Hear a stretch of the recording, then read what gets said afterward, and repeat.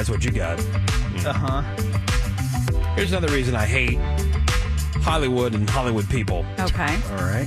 So this has nothing to do with Timothée Chalamet. I'm not like a Timothée Chalamet stan. You're such a Chalamet apologizer. Right? Yeah.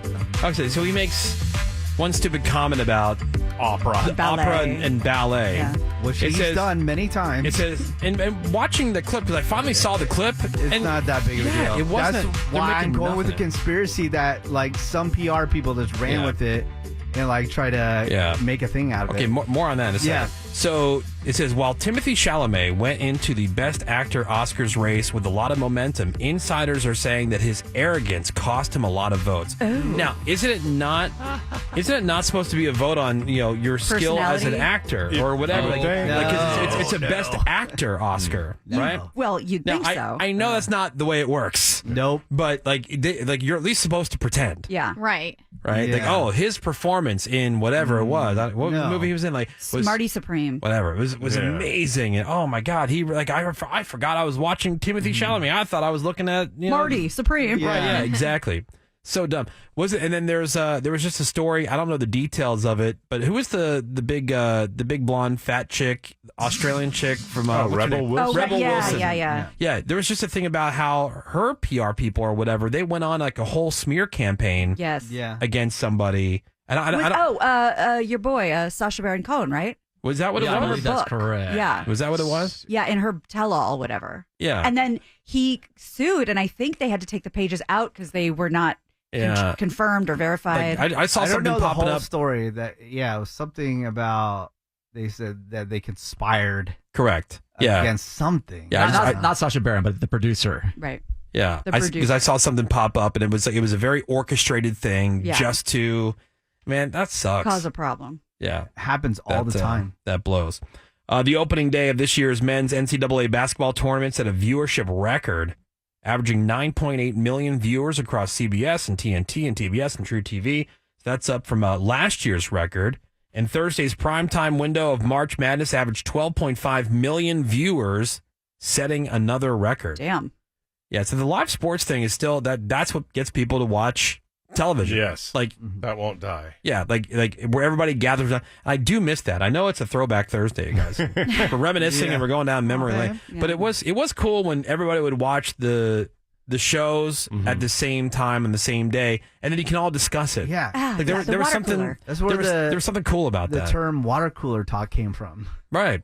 The next day. But now that we've progressed beyond that and we've evolved and we've become modern society, stop the streaming services dropping episodes 1 week at a time. We know you have them all. They're in the can. Let us have them.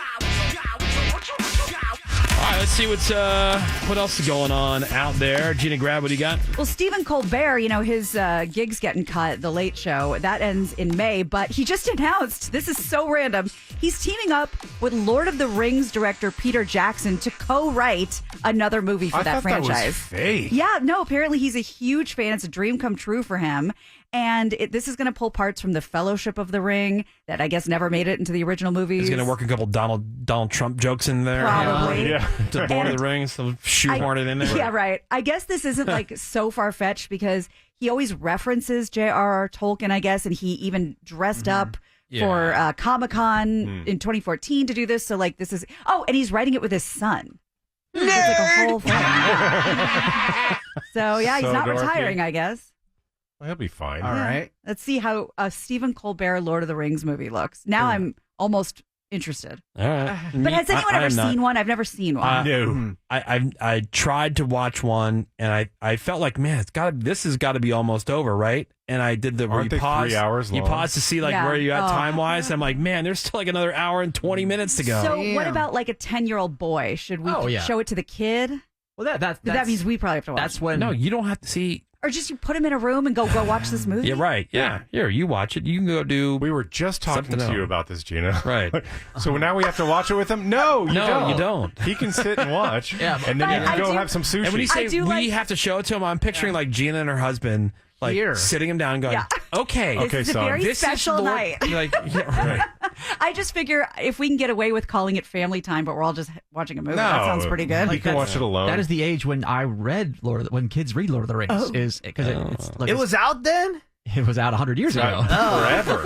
Yeah. But yeah, that's when you get into that sort of stuff, fantasy and all that crap. Menace, what you got? Well, the Mormon wives chick, aka the one that was going to be the Bachelorette that got canceled, still dropping new videos of alleged domestic violence. Now the Utah police, they have to investigate another video. This is the third one. Yeah. And I'm just guessing that her ex, her baby daddy, he probably has more than 3. And he just keeps on dropping them. Yeah, for sure. And so, I mean, when it's on video like that, do they just keep investigating it and then they can prosecute it unless he says he wants to press charges? I don't know how that works. Yeah, because remember, if somebody that thing you were talking about, that guy with Reacher, right? Right. It was on video. Yeah, he's cleared now because the guy, his neighbor, jumped out in front of his bike and confronted him, so he's fine. Yeah, but still, they both didn't say anything afterwards, right? That's why the cops didn't pursue it. No, they didn't pursue it because when it comes to criminal charges, it's always up to the district attorney. Now that may involve cooperation from somebody. You might be a witness, but you're not in charge of it. So I'm just saying, if the baby daddy just keeps on putting videos out there, but he says he doesn't want to press charges, they can still go after him. Of course, they can. You can always do that. In fact, it's mandatory in some cases where they have to arrest somebody, but Yeah, if they're a danger. But this is weird. I mean, is she crazy? For sure. But why now, right before The Bachelorette is coming out? Because he's mega jealous. I know, but I've been telling you, this guy is a doucher. Yeah, man. He's releasing videos from 3 years ago, constantly, one after another. Why have you been sitting on that? Now, him being a doucher doesn't justify her actions at all. No, I think it's just weird. What Sammy is saying is, who's the woman in this relationship? Thank you. Getting. Hashtag Fat Sammy.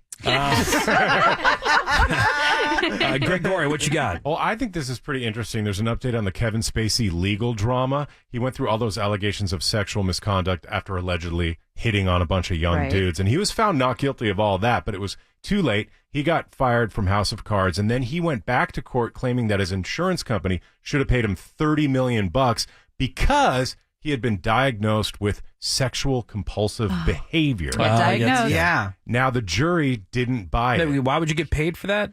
Well, it was an insurance policy that if you lose your job for whatever reason, this insurance company was going to give him Kicks in. $29.5 million. Wow, how do you get that kind of insurance? I want that. And what's the premium on that? That's a good question. And does he pay the premium? Because you also got to figure, you're a public person. Yeah. Right? Mm-hmm. And so, I know, I'll give you an example. Having this stupid job, I'm considered, quote, a public person, as are each one of you. Mm-hmm. Have you guys gotten umbrella insurance? I've tried. I know Gina's trying. I can't. I have. We're high risk. Yeah, you can get it, but you got to pay it. You're not getting the regular umbrella coverage. You got to get the premium stuff. It's hard to come by. It's expensive. Yeah. I found out about that a while back from that YouTuber. What's his name? He has that pizza place in Hollywood.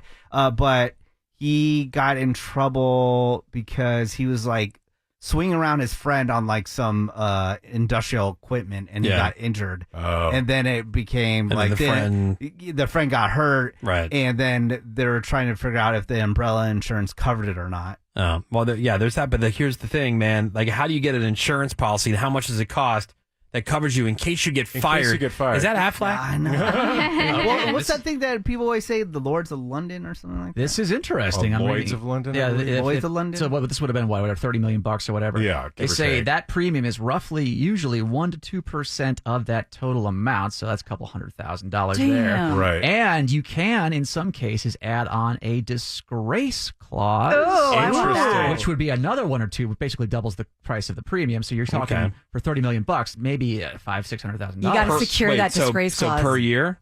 Per production. So per season, probably. I mean, that's worth it for $20 million, right? Okay. The math works. This is why I find it interesting. I would do it. The jury said, nope, not going to happen. He's not going to get the money. It was a 10-2 vote, and they said it all came down to one word of the argument, and that word was predominant. The jury didn't believe that his, quote, sickness was the predominant cause for House of Cards to let him go from the show. They say it was just bad PR, and it was a bad look. So it all came down to that one word. I wonder if they knew that and they intentionally put that in there. The predominant cause. And then they even to just keep him from getting paid out on that. They pulled up an email from a Netflix executive that said there is no scenario in which Kevin Spacey will appear in any version of the final season of the show, but it didn't mention any of the sexual misconduct stuff. It was just bad PR. Yeah. Right. Whereas his side was saying, no, it's because I have a sickness. Right. So he's out all that money. Guess what? Every dude loves sex. Right. Of course. These guys who go to like rehab and stuff because they got caught cheating on their wife. They go, well, I'm going an to addict. sex rehab. Yeah, I'm a sex. Okay. I'm an addict. I'm fine now. Therapy 6 days a week. Time for your birthday.